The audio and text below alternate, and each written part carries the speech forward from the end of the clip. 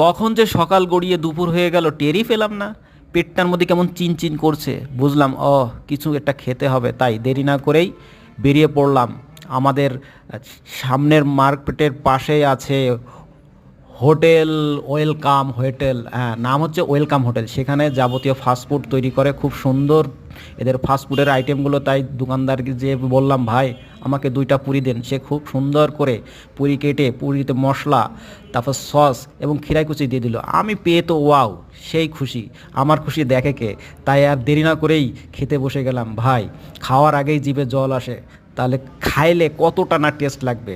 তাই খেয়ে গালে দিতেই ভাই ওয়াও সেই টেস্ট, কি যে মজা রে ভাই, না খেলে বুঝলাম না। তাই খেতে হলে চলে আসুন আপনার বসুন্ধিয়ার মোড়, কাঁচা বাজার, গোশপট্টির সামনে ওয়েলকাম হোটেলে।